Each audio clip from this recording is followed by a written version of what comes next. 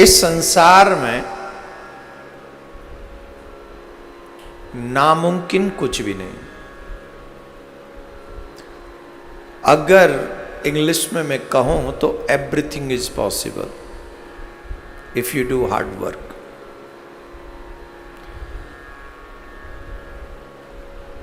हर उस हार को सीढ़ी बना लो जो तुम्हें मजबूर करती है पीछे हटने के लिए। वो ड्रीम ही क्या, वो स्वप्न ही क्या, वो इच्छा ही क्या, वो भावना ही क्या जो चैन की नींद सो जाने दे तुम्हें। जो स्वप्न देखते हैं वो सोते नहीं, और जो सोते हैं उनके स्वप्न कभी पूरे होते नहीं। वो किसी भी क्षेत्र में आपका स्वप्न हो सकता है। अध्यात्म जगत के लोगों के लिए ये ईश्वर मिलन की बातें हो सकती हैं। आप सोच सकते हैं कि ईश्वर कैसे मिलेगा। और सांसारिक भौतिक जगत की विचारधारा रखने वाले लोगों के लिए ये हो सकता है कि आपके ड्रीम्स, आपकी ख्वाहिशें, आपकी इच्छाएं पूरी कैसे होंगी, दोनों ही तरीके से। लेकिन इन बातों को, इच्छाओं को पूर्ण करने के लिए सबसे पहले जो चीज चाहिए वो है जज्बा। हम सबको ये पता होना चाहिए दिस इज माई ड्रीम, और 100% फोकस होना चाहिए उस चीज पे कि anyhow I want to complete my dream, I want to achieve my dream. अब प्रश्न उठता है कि हम लोग बहुत छोटे हैं और मंजिलें बहुत बड़ी हैं, कैसे प्राप्त कर सकते हैं? पहला तरीका, स्वप्न वो देखो जहां तक पहुंच सको। दूसरा, अगर स्वप्न बड़ा देख लिया है तो भगवान के आश्रित होकर उस तरफ निकल पड़ो। जो कहीं से प्राप्त नहीं होता भगवान उसे अचीव करा देता है। लेकिन याद रखे, शॉर्टकट मत अपनाइएगा। कई लोग आगे निकलने के लिए शॉर्टकट अपना लेते हैं, और शॉर्टकट मीन्स कट। शॉर्टकट टिकाऊ नहीं होता। आप ईमानदारी से जाइए, मंजिल मिलेगी, प्रभु की कृपा रहेगी। मैं आपको एक उदाहरण देता हूं। This is a beautiful example for you.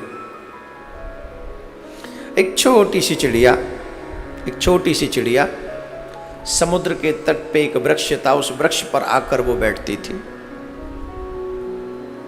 ध्यान से सुनिए, शायद आपके काम आ जाए।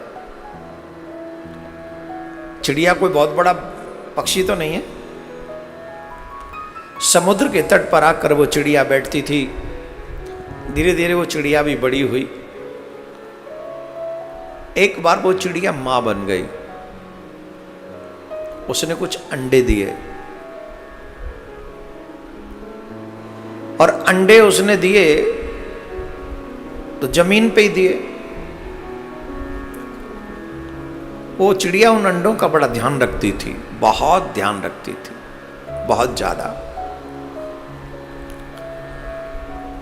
एक बार क्या हुआ, वो कुछ दाना चुगने के लिए बाहर गई थी, और जब वो दाना चुगने के लिए बाहर गई थी तो समुद्र में लहर बढ़ी, और लहर जब बढ़ी तो वो चिड़िया के अंडे उस लहर के साथ बह गए।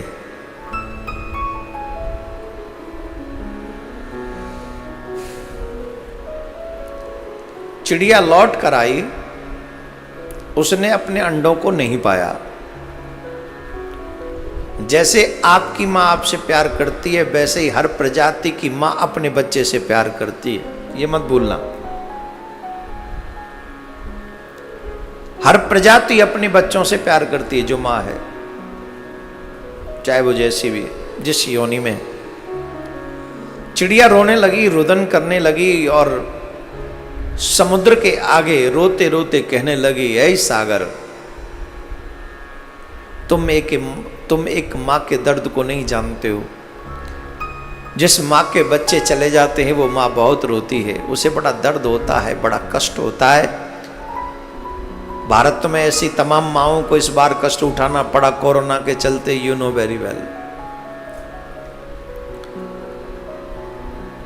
भारत में ही नहीं पूरे विश्व में न जाने कितनी माँओं की कोख उजाड़ दी इस कोरोना ने। बहुत लोगों की, बहुत माएं बे औलाद हो गई। तो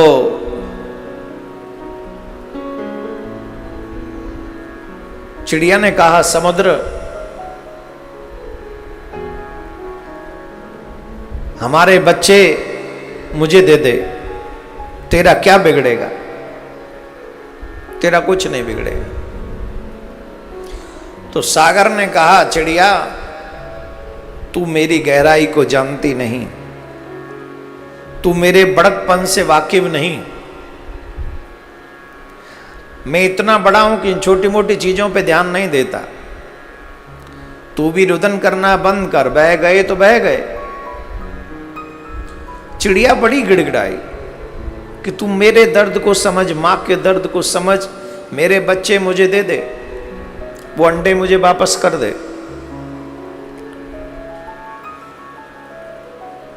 तो उसने कहा कि देख, ज्यादा मेरे मुझसे बात मत कर, ऐसा तो मैं किस किस का ध्यान रखूंगा, ये सब मैं ध्यान नहीं रखता।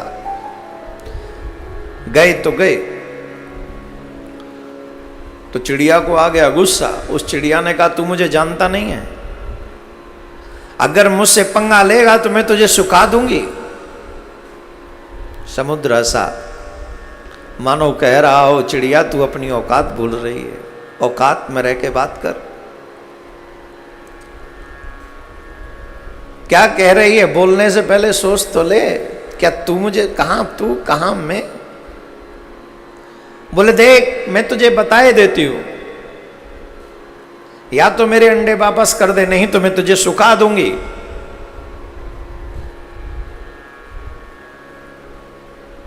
समुद्र बोला, कर ले जो करना है, मैं तो अपनी मस्ती में हूं।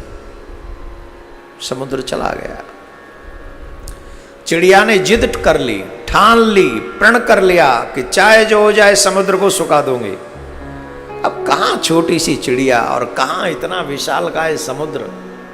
Is it possible? पर उसने हिम्मत नहीं आ रही, उसने चोंच में पानी भर भर के बाहर फेंकना प्रारंभ किया। चोंच में पानी भरे बाहर फेंके, बिना कोई खाए पिए। एक पानी को भर रही है पर पी एक बूंद भी नहीं रही है। ये मां का प्रतिशोध है, ये मां का प्रतिशोध है। और जब मां प्रतिशोध लेने पे आती है तो अच्छे अच्छे थर्रा जाते हैं। 3 दिन तक लगातार वो यही कार्य करती रही, नहीं कुछ खाया ना कुछ पिया, सिर्फ चोंच में पानी भरे और बाहर फेंके, चोंच में पानी भरे और बाहर फेंके। तो और पक्षियों ने जब चिड़िया की ये दशा देखी तो चिड़िया के पास गए, कहने लगे, अरे ओ नादान चिड़िया, किस जिद में अड़ गई तू, कहां फंस गए? जिंदगी किसी के जाने से रुकती नहीं है। अगर हम सब मिलकर भी तेरी सहायता करेंगे तो भी ये समुद्र इतना गहरा है, इतना विशाल है कि हम सब मिलकर भी इसे नहीं सुखा सकते। हम सारी प्रजाति भी आ जाए तेरी हेल्प करने तो भी हम तेरी हेल्प नहीं कर सकेंगे, हम इसे नहीं सुखा सकेंगे। जिद छोड़, कुछ खाना पीना प्रारंभ कर और जिंदगी जीना फिर प्रारंभ कर, भगवान फिर देगा। उसने कहा, आप सब आए उसके लिए धन्यवाद। या तो मेरे प्राण जाएंगे अथवा मैं समुद्र को सुखा के छोड़ूंगी, उससे पहले मैं, या तो ये मेरे बच्चे वापस करेगा, नहीं तो मैं सुखा दूंगी अथवा मेरे प्राण जाएंगे।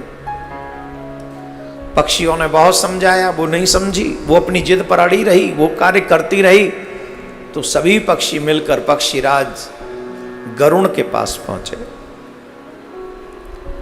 सभी पक्षियों ने कहा कि आप हमारे राजा हैं, आप हमारे स्वामी हैं।